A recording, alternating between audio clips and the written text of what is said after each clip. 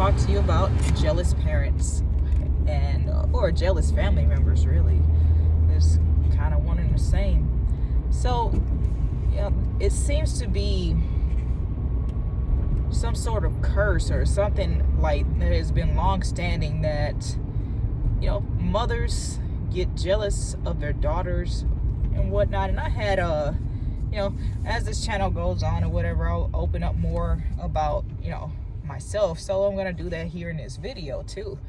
And fathers also get jealous of their sons as well, and it's all they don't want you to turn out better than them. Usually the narrative for a parent is you want your child to end up better off than you were, to be a better person than you were, right, and not have to face all the trials and everything that you did. With some parents, especially in the Black community that I've seen, and from my personal experience, they don't want you to do better. They don't want you to do better than them.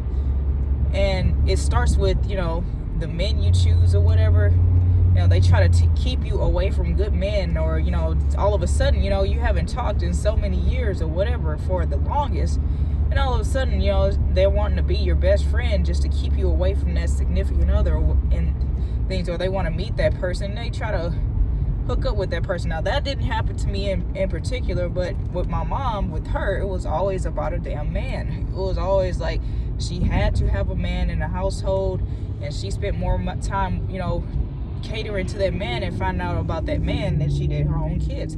So really, me, I spent my life raising people or taking care of people. I was the oldest of 3 children, 1 younger brother, 1 younger sister, and she believed in abortions and all that stuff, and it's no telling how many abortions she's had. I'm not bashing her or anything. I'm not mad at her. That's just who she was. And then she went through her own stuff when she was a child, because we never really talked. So there was never really that mother-daughter bond, because for her it's just like she was trying to bond with a man, a dude. And so it left me without a childhood, left me with taking care of my brothers and sisters. And it wasn't out because she was out working hard, or maybe that was her idea of a bag is in another man that wasn't my father, because my father was a drug addict or whatever. He was once upon a time a good person, and I'm feeling like my mother's toxicity is what of course he's got to take accountability. He's deceased now, but might have been some of the reasons that he did turn to drugs, because she was doing wild shit like burning money in the stove, and she had abortions on him, and that kind of crushed his soul. Which I imagine, like you're married to this female and she's killing your babies, man, the seeds you plant in her. She's killing your crops and stuff. And, he didn't believe in that, so I'm sure that pretty much crushed him. And she was never really a good person, but I can't say she was a bad person, because she may have just been misled, or misunderstood. But I'm definitely misunderstood if there was any logic to it, because I can't understand why you want to kill a child unless it was killing you from the inside, and it will kill you to bring it into this world. If you can't afford it, don't have it. And like, no mouth is put on this earth that can't be fed by God. So that's the whole thing. So they claim to be a Christian couple, and that's one of the things the Bible says. God's not gonna put something on this planet that can't be cared for. And even still, there's always adoption. So there's no reason to be killing children. So there was that with her. And then, as we were growing up, different kind of men, she tried to keep something steady, but I guess it just didn't work out. She was running them off, or they were using and abusing her. I never got the whole story. I just know that it was always them over. She was always choosing a man over her kids. And then, I knew I didn't grow up. I wasn't really raised. I just grew up. So my upbringing consisted of me observing other people and observing the type of person I wanted to be and didn't want to be, and the type of stuff I wanted to experience and didn't want to experience, and the type of stuff I knew was inevitable, and how, what kind of mindset I would need to conquer that demon or that stage in life. And, every time a boy would come around me, right, and this is what it's leading to. Every time a guy would come around me, she tried to do something that was kind of traumatizing. Like, she would beat my ass just because, like, I had one guy who was in the pool with me, and he was talking some shit like, oh, if you go underwater, mind you, I can't fully swim yet, so I have to go underwater to, be able to get around the pool or whatever, just to get out, or, navigate the edges at least, or get to the edges. He was like, if you go underwater, I'm gonna finger fuck you. Never mind you, this did not happen, because thank God I got out of the pool in time. Oh, hawk. I got out of the pool in time, and I ran in the house to get away from this cat, right? And then, I remember the day we had fish stick ketchup and french fries or whatever. And next thing I know, I'm getting pulled. I'm like, what the fuck's going on? Pulled out of my chair as I sat down and kicked on the floor, kicked or stomped or whatever. So I'm like, the fuck? Shit, I would just get my ass beat for like random reasons that I didn't know. And it was usually about a dude, and shit, like one of her bosses or whatever, some old ass disgusting white dude. As soon as I hit puberty, he was all, he was molesting. He was trying to feel on the little bumps that was on my chest. The little man, it was the little heels that was on my chest. And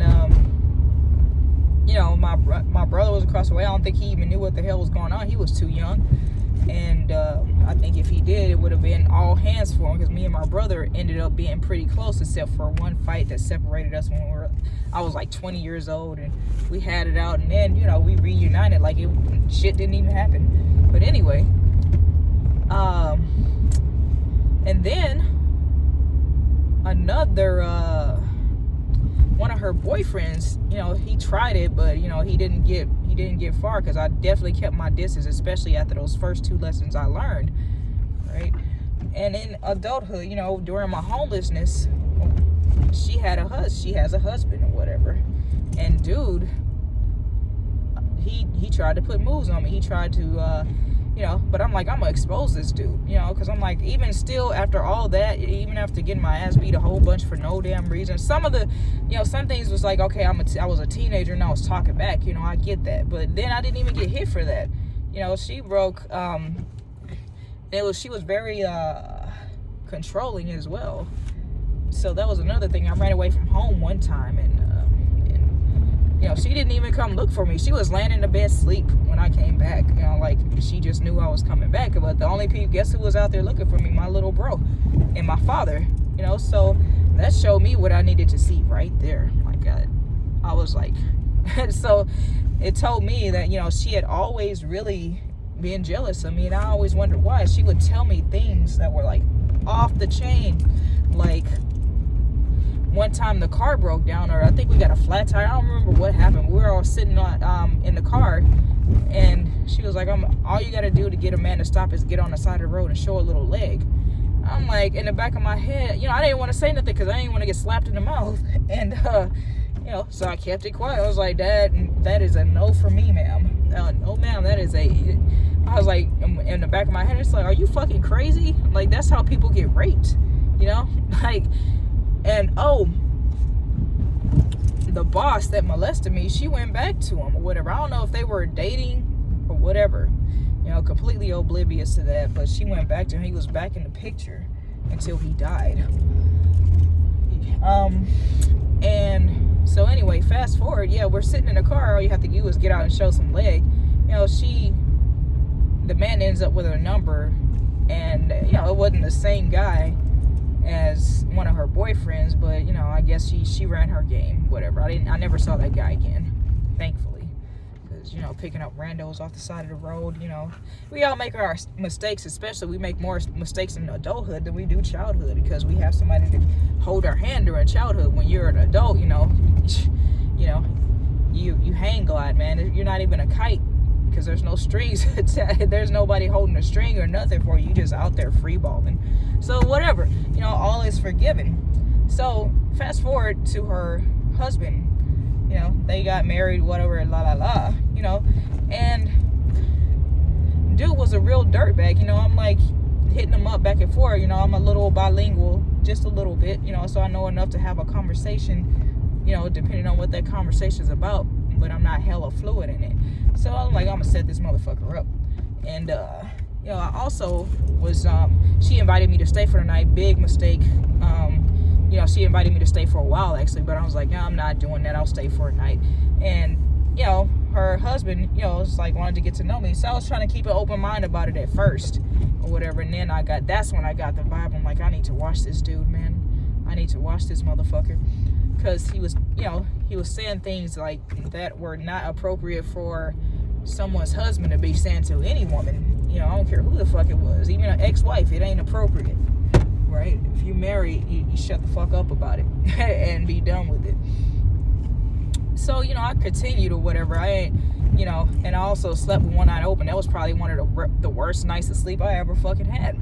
Because I'm like, and dude came and kneeled by the couch and, you know, was trying to, you know, he actually asked permission. So he never really got anywhere. I was like, dude, I would appreciate it, you know, if you really just don't touch me, bro. Like, you know, because there's going to be some hands in this house. Don't touch me. So I slept with one eye open. He went to his room.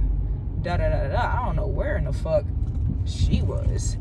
I think she came in at night and I was like, you know, sleep.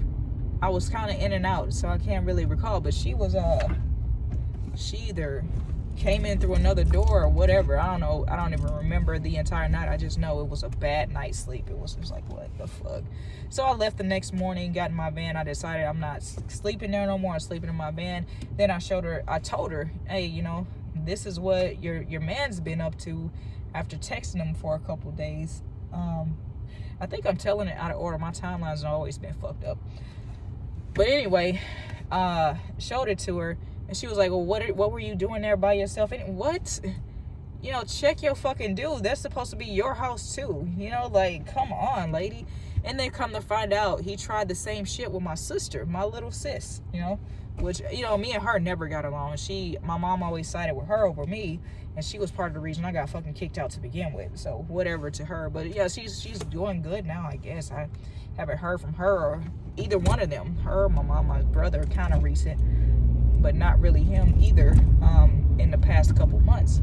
So anyway, you know, she's got her bakery business. I don't know what the name of it is. I, you know, shout it out or whatever if it counted for anything. But, you know, she already took her side over mine. But come to find out, he tried to do it to her. You know, but me and my sister don't get along because we're argumentative. So that's how I didn't know, you know, to look out for this dude until I was already in it. You know, otherwise I would have went over there all gas, no brakes. So actually, no, I spent another night over there, right? And he didn't try because my mom was there the whole night. Woke up the next morning, this, that, and the third. We went to the grocery store together. This dude smacks me on my ass, bro. Like, and, you know, I walked off, man. I went back to the house,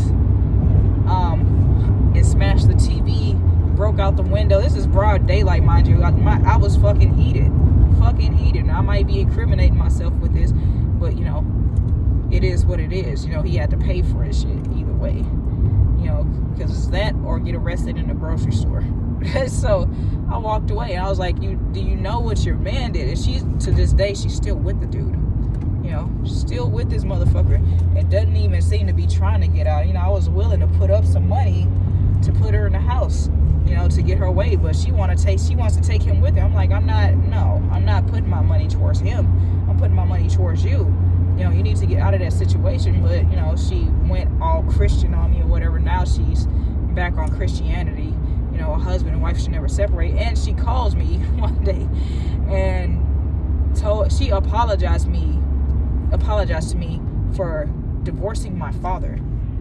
Not for the molestation, not for the ass whoopings that was over nothing or over a dude, but for divorcing my fucking father. This is how toxic Christianity can be. Because I didn't even like my father.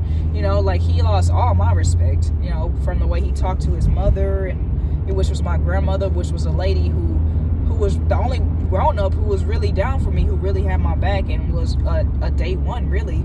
Like, anything important going on in my life, she was my number one supporter, man, and she didn't ask much for it, just that I succeed. You know, she didn't ask for shit.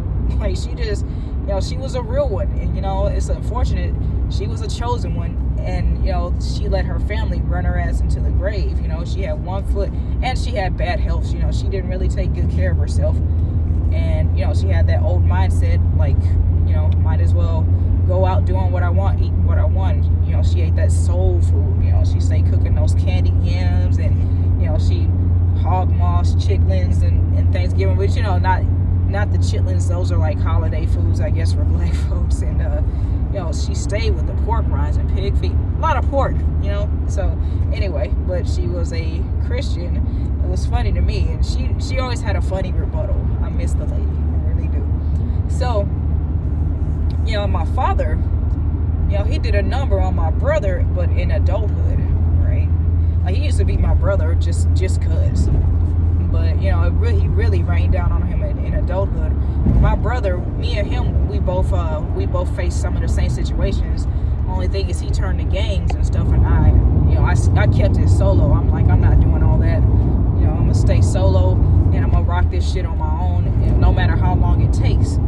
And I'm proud of him, because he turned out, he's a family man now, married, I think three kids. Damn, probably another one on the way. If he's been moving like that, because I hit him up a few months ago, and dude had a baby and didn't tell anybody. Had a brand new baby, 2 months old or some shit like that. And but yeah, he went from he was a straight up klepto too. That dude loved to steal, and that's what our fallout was about. He stole from me. But my dad really put the nail in the coffin on him. But I'm not gonna tell his story. But it was also drug related, so that's not really a valid story. But there are fathers out there who are willing to sabotage their son, just because of the simple fact that they can end up being a better man than them, or they have ended up being a better man than them. And there are fathers who, where I'm from, they sell drugs to their children, or vice versa. Get them caught up in the system, not telling them to do any better. But that's part of the drug program and stuff like that. But yeah, there are fathers out there, they'll sabotage in different ways though. So that's my story, and that's it's not uncommon. My story is not uncommon. I didn't say any names, thankfully, because I didn't want nobody to be swarming on me. Like, she would check in on me, and it's like the conversations, she would get quiet on anything I was doing that was good, but she would, praise my sister. Oh, your sister this, your sister that. I'm not jealous, ain't hating, good for her. But why did you call me to talk about her though? You called me. Like, I'm not, to supposedly check on me, and you get on her seemingly every time, and you have an undertone to everything, that has to do with me.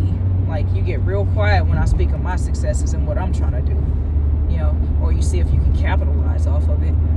Which I understand. It's one thing to be proud of your daughter, but don't call me and tell me about the daughter I don't even talk to. Like, like the sibling I don't have anything to do with, because she did us me and my brother so dirty. But her day is coming.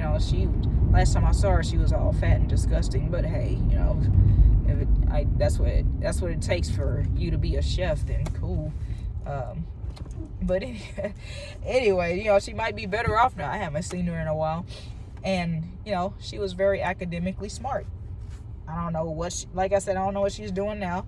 And really don't care. I'm not going to go out of my way for her or anything like that. Congratulations. Best of luck to her, and nice life. But, getting me kicked out of the house is over something she thought I said. It's just a big fuck you in my eyes. And all is forgiven, but just because I forgive you don't mean I gotta have anything to do with you. And people get that really fucked up, and that's another toxic thing, is that people think forgiveness means everything goes back to the same as it was. It depends on the offense, man.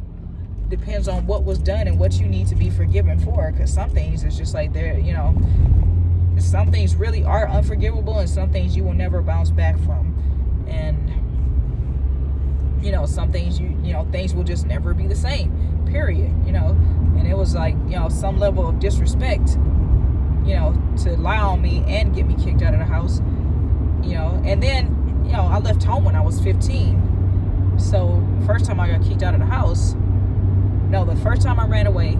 Second time I was 15, left home with my mom and enrolled me in school way on the fucking north side of town when I was living on the south side with my grandmother, you know.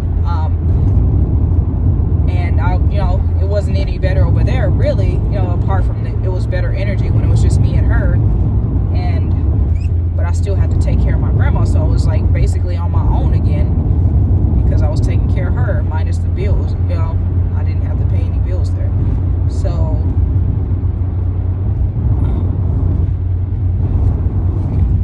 excuse me, sorry. Shit. Just trying to stop my speech. But yeah, I pretty much, you know, was grown when I was 15. Left home when I was 15.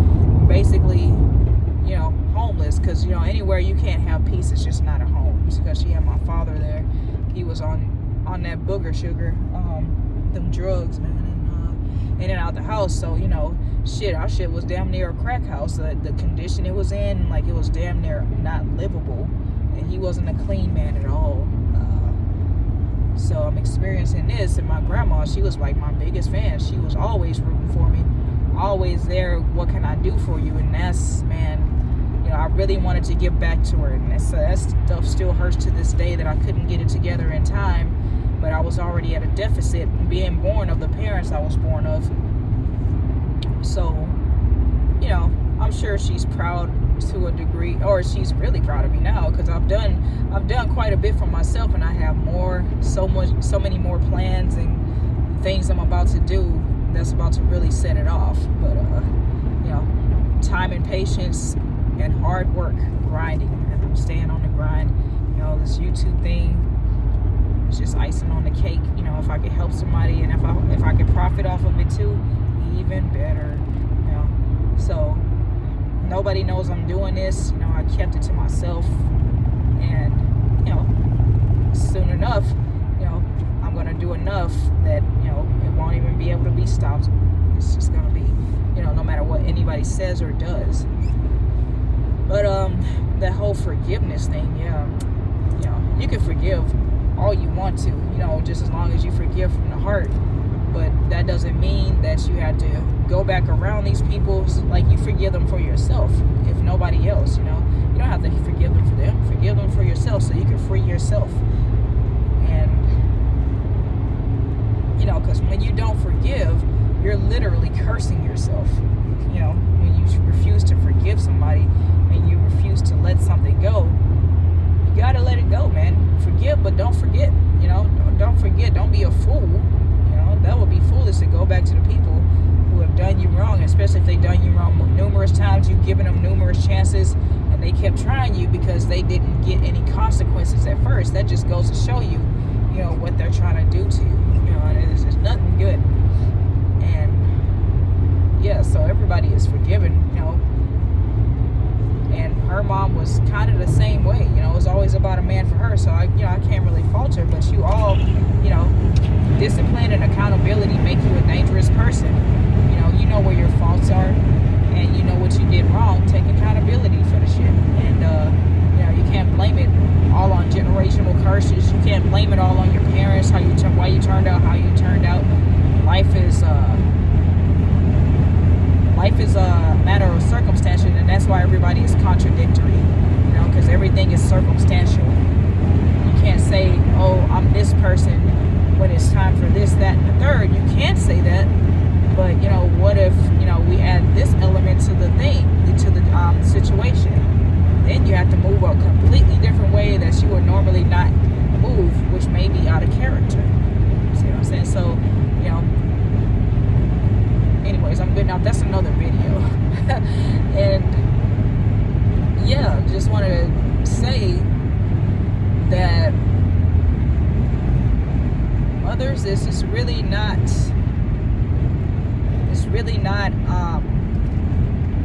pay attention to the damage you're doing to your children, your daughters, and the siblings. Even if you're not doing it to those siblings, they are watching. And this carries on into some people's parenthood, or it stops. You know, sometimes that's enough motivation for it to stop, but it's still not right. You know, it's still not right. you treat your kid like shit and it motivates them to not be like you. Well, why don't you just motivate them to actually, be the person that they will want to be when they're adults. Be a good example instead of, being such a shitty person or a shitty parent that, their number one goal in life is to be the exact opposite of you. That's horrible. That's fucking horrible if you look at it. No matter how you look at it, shit is trash, man. And they say blood is thicker than water, but then we got the same people who say that in the same breath will betray their children for a complete stranger, just because that stranger fulfills their loneliness. But I'm like, what is it about your own children that makes you feel lonely? And most of all, what is it about yourself, your spirit, what's in you that is void of fulfillment that makes you lonely?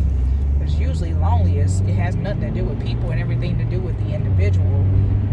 And there's some healing that needs to be done when you're so lonely that you will betray your children, and just basically abandon your own children just to be with somebody who you don't know from a can of paint, or you don't have any real history with over nurturing your own children.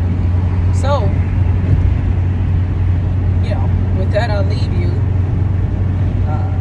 Drink plenty of water, eat roots, go properly, educate yourself, learn something new every day.